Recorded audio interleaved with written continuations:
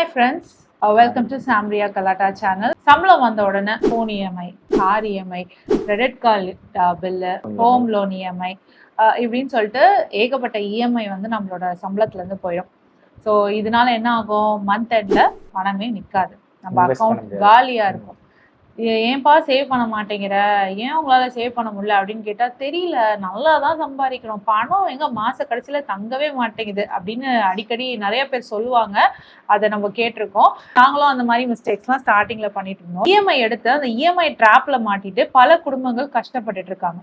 So அவங்க செய்யற ஒரு 7 முக்கியமான தவறுகள் பத்தி தான் நம்ம வந்து டிஸ்கஸ் பண்ண போறோம். ஸோ ஃபுல்லா பாருங்க இந்த வீடியோவை. ஸோ இந்த வீடியோ வந்து ரொம்ப இன்ஃபர்மேட்டிவா இருக்க போகுது. நம்ம இந்த பாயிண்ட்ஸை பத்தி தொடர்ந்து டிஸ்கஸ் பண்ணலாம். ஸோ பேசிக்லி பார்த்தீங்களா, நான் நல்லா தான் சம்பளம் வாங்குறோம், ஆனால் வந்துட்டு என்னால் சேவ் பண்ண முடியல, எங்கே பணம் போகுதுன்னே தெரியல அப்படின்னு நம்ம சொல்கிறோம்ல. அதுக்கு காரணம் வந்து உங்களுடைய சம்பளம் வந்து குறைவு கிடையாது. பேசிக்லி வந்து இந்த இஎம்ஐ தான். இஎம்ஐயை நம்மளுக்கு சரியாக ஹேண்டில் பண்ண தெரியலை. ஸோ அதுதான் வந்துட்டு மேஜரான இஷ்யூ.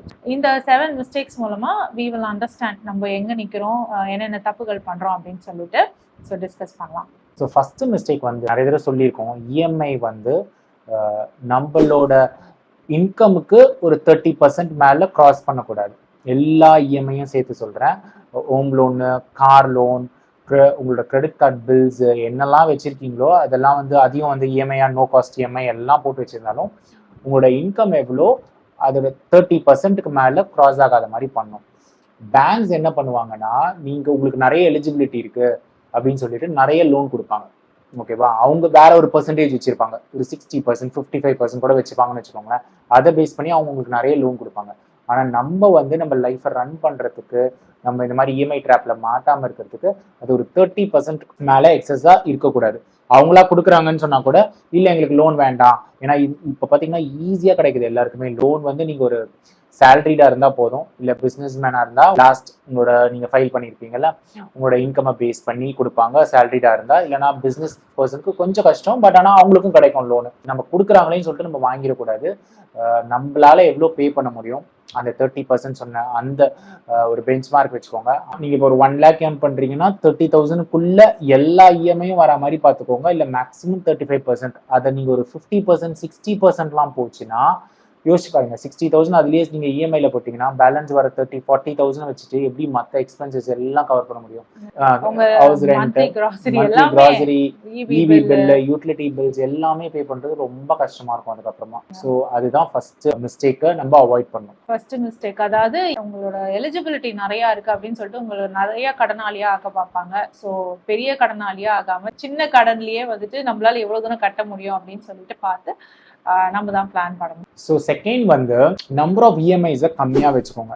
எப்போவுமே நிறைய பேர் பண்ணுற தப்பு என்னன்னா, நமக்கு வந்து ஃபுல்லாக வாங்க முடியாது, அதனால வந்து நமக்கு தான் மந்த்லிக்கு சின்ன அமௌண்ட் தானே அப்படின்னு நினச்சிட்டு எல்லாத்தையும் வாங்கிடுவாங்க. ஹோம் லோன் இருக்கும், கார் லோன் இருக்கும், பர்சனல் லோன் எடுத்து வச்சுருப்பாங்க, கிரெடிட் கார்டு பில்ஸ் இருக்கும், பைக் லோன் இருக்கும். ஸோ இந்த மாதிரி எல்லாம் இப்போ ஒரு 5-6 இஎம்ஐ வச்சுருக்காங்கன்னு வச்சுக்கோங்களேன்.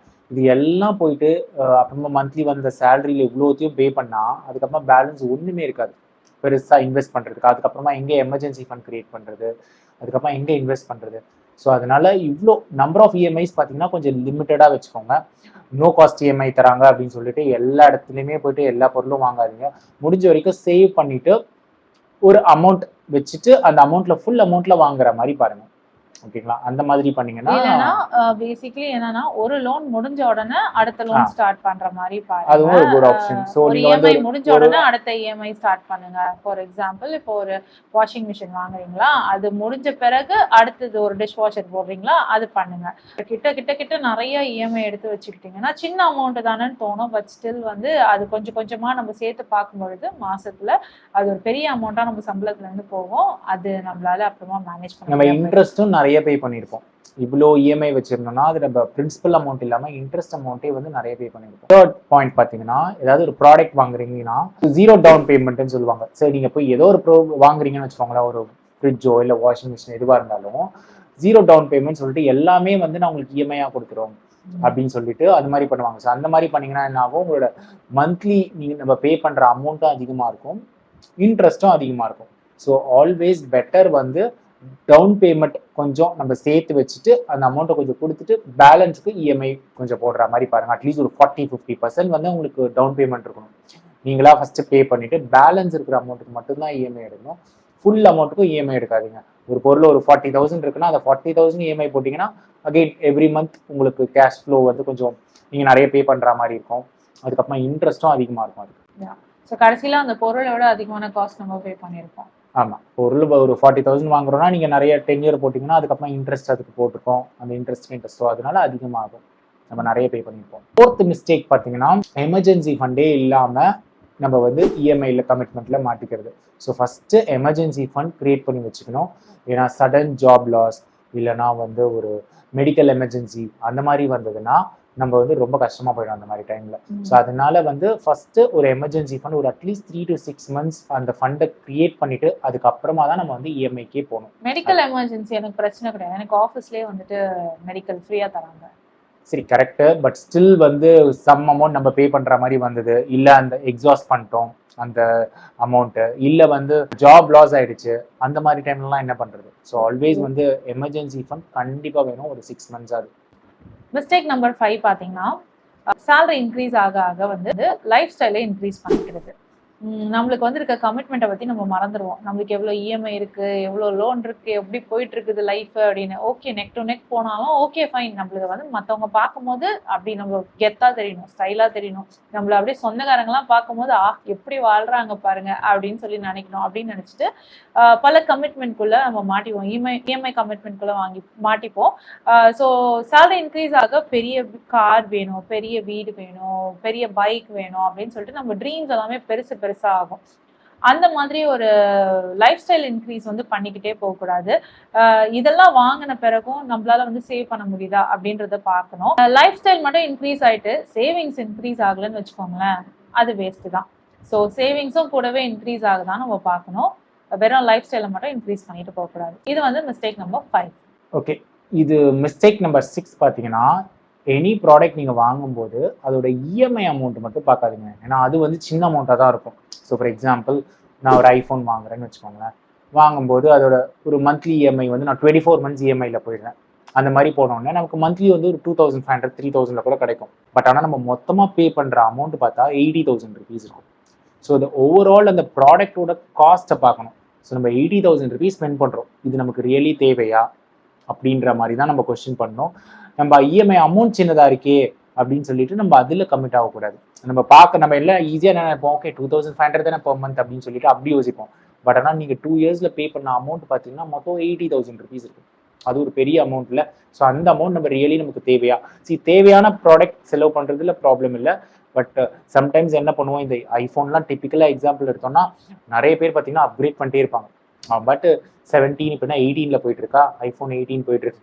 ஸோ எவ்ரி இயர் அவங்க வெர்ஷன் விடும்போது ஒரு தடவை விடும்போது மாற்றிக்கிட்டே இருப்பாங்க.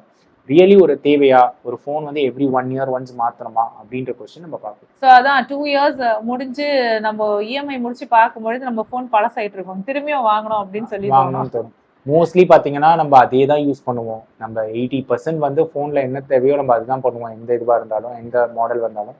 நியூ மாடல் வாங்குறேன். ஏன்னா என் ஃப்ரெண்ட்ஸ்லாம் நிறைய பேர் பார்த்துருக்கேன், மாற்றிக்கிட்டே இருக்காங்க. அவங்க விட்டதுலேருந்து 6லேருந்து பார்த்துட்டு இருக்கேன். இப்போ அவ்வளோ ஃபோன் வாங்கியிருப்பாங்க. ஐஃபோனுக்கே வந்து அவங்க லேக்ஸ் அண்ட் லேக்ஸ் செலவு பண்ணியிருப்பாங்க. ஆமாம், அது என்ன அந்த ஐஃபோனில் இருக்குன்னு தெரியல, கிளாரிட்டின்னு வாங்க. இத்தனைக்கும் சார்ஜ் கூட கொஞ்சம் இப்போ கொஞ்சம் நல்லா வருதுன்னு நினைக்கிறேன். பட் முந்திலாம் வந்து ஐஃபோனில் சார்ஜே தங்காது. பட் ஸ்டில் வந்து நேவிகேஷன் வந்து ஆண்ட்ராய்டு வச்சிருக்கவங்களுக்கு ஐஃபோன் மாறினா அப்படியே ரொம்ப கஷ்டமா இருக்கும். ஆனா அவங்க எல்லாம் சொல்லுவாங்க, ஐஃபோன் வந்து நீங்க ஒரு தடவை யூஸ் பண்ணிட்டீங்கன்னு வச்சுக்கோங்களேன், இது சொன்னதுக்காகவே ஐஃபோன் ஃபேன்ஸ் எல்லாரும் வந்து திட்டி இது பண்ணுங்க, இப்படிதான் பண்ண போறாங்க. இல்ல ஃபைன், இந்த மெசேஜஸ் ஐஃபோன்ற ஒரு எக்ஸாம்பிளுக்காக எடுத்துக்கிட்டோம். ஸோ வந்து ரியலி தேவையா? ஐ மீன் ஃபோன்லாம் அவ்வளோ சீக்கிரமா அப்கிரேட் பண்ணணுமா எவ்ரி 1 year 2 yearsன்றத மட்டும் நீங்க பாருங்க. இல்ல, ஆனா எனக்கு நிஜமாவே ஒரு ஐபோன் யூசரா நீங்க இருக்கீங்கன்னா எதுக்காக சும்மா அப்கிரேட் பண்றீங்க அது மட்டும் எனக்கு சொல்லுங்க. எல்லா ஐபோன் யூசர்ஸும் பண்ற ஒரு விஷயம் இது, எனக்கு தெரிஞ்சுக்கணும், நிஜமாவே தெரிஞ்சுக்கணும். ஏன் சும்மா அப்கிரேட் பண்றீங்க? தயவு செஞ்சு கமெண்ட்ல சொல்லுங்க. மிஸ்டேக் நம்பர் 7, ஒரு லோன் ஆர் இந்த மாதிரி இஎம்ஐ எல்லாம் எடுத்தோம்னா ஒரு ப்ரீ பேமெண்ட் பிளான் இருக்கணும். ஓகேங்களா? ப்ரீ பேமெண்ட் பிளான் என்ன சொல்ல வரேன்னா, ஸோ இப்போ லெட்ஸ் அஸ்யூம் ஒரு 1 lakh எடுத்திருக்கோம். அதுக்கு வந்து இஎம்ஐ வந்து ஒரு 6,000 5,000 ஏதோ பே பண்ணிட்டு இருக்கோம் அப்படின்னா ஒரு போனஸ் வருது. ஓகேங்களா. இல்லை ஏதோ ஒரு அமௌண்ட் நமக்கு எக்ஸ்ட்ராவாக வந்திருக்குன்னா அதை எப்படி க்ளோஸ் பண்ணுறதுன்னு பார்க்கணும். ஏன்னா நம்ம வந்து இஎம்ஐ பே பண்ணிட்டே இருந்தோம்னா இன்ட்ரெஸ்ட்டும் பே பண்ணிட்டு இருக்கோம். ஓகேங்களா. ஸோ நம்ம ஹோம் லோனும் எடுத்துக்கோங்களேன். ஒரு ஹோம் லோன் வச்சுருக்கோம், இல்லை கார் லோன் வச்சுருக்கோம். ஒரு மேஜரான பிக் டிக்கெட் ஐட்டம் பார்த்தீங்கன்னா இது 2 தான். இதுலேருந்து வச்சுருக்கோம்னா, ஆனால் நமக்கு இப்போ ஒரு போனஸ் வருது, ஒரு 2 lakhs வருது அப்படின்னா அந்த 2 lakhs எடுத்துகிட்டு போயிட்டு நம்ம ப்ரீபே பண்ணிடலாம். பண்ணால் நமக்கு இன்ட்ரெஸ்ட் கம்மியாகும், 10 year கம்மியாகும். ஸோ இதெல்லாம் பண்ணுறது இல்லை.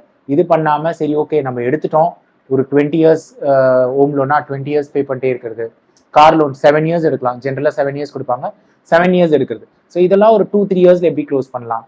ஹோம் லோன் வந்து 20 years எடுக்கும்போது எடுக்கலாம். ஏன்னா நமக்கு வந்து இஎம்ஐ வந்து கொஞ்சம் கம்மியாக இருக்கும், கொஞ்சம் ஈஸியாக இருக்கும் நமக்கு ஃபர்ஸ்ட் இனிஷியல் ஸ்டேஜஸில். பட் ஆனால் சேலரி இன்க்ரீஸ் ஆகுது, போனஸ்லாம் வரும்போது எப்படி வந்து நம்ம க்ளோஸ் பண்ணலாம், எவ்வளோ சீக்கிரமாக க்ளோஸ் பண்ணலாம், 20 years எடுத்தோம்னா எப்படி நம்ம 10 years க்ளோஸ் பண்ணலாம் அப்படின்ற மாதிரி இருக்கணும். ஏன்னா ஒன்ஸ் இந்த இஎம்ஐ கமிட்மெண்ட்டை விட்டு நம்ம வெளியில் வந்தால் தான் நம்ம ஒரு ஃபினான்ஷியல் ஃப்ரீடம் அச்சீவ் பண்ண முடியும். நான்லாம் வந்துட்டு இஎம்ஐ போனஸ்லாம் வரும்போது நான் கேட்பேன், நம்ம போகலாமே, ஏதாவது வெக்கேஷன் போகலாமே அப்படிலாம் கேட்டிருக்கேன். ஃபர்ஸ்ட் வந்து லோன் எல்லாம் அடைச்சாதான் அப்படின்னு. அதே டைம்ல வந்து வெளியில எங்கேயுமே போகாம அப்படியும் பண்ணக்கூடாது.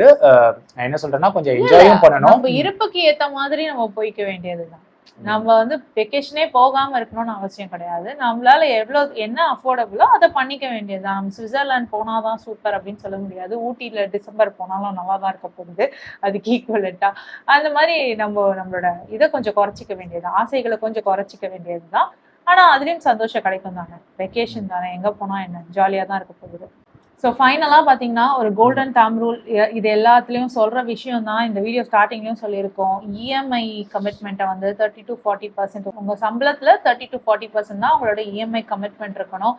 அதுக்கு மேலே போனால் ஃபினான்ஷியல் ஸ்ட்ரெஸ் ஆகிடும், உங்களுடைய மாதத்தை ஓட்டுவதே உங்களுக்கு கடினமாயிடும். ஸோ உங்களோட கையிருப்புக்கு ஏற்ற மாதிரி தான் நம்ம வந்து லோன் எடுக்கணும், நம்ம இஎம்ஐ கட்டணும். இஷ்டத்துக்கு இஎம்ஐ வாங்கிட்டு இஎம்ஐயில் கிடைக்குதுன்னு எல்லா பொருளையும் நம்ம வாங்கிட்டு நம்மளோட கிட்டத்தட்ட நம்மளுடைய சம்பளத்துக்கு ஈக்குவலண்ட்டாக வந்து இஎம்ஐ கட்டிட்டு இருந்தோம்னா ரொம்ப கஷ்டம். அந்த மாதத்தை ஓட்டுறதுக்கே கஷ்டப்படுவோம்.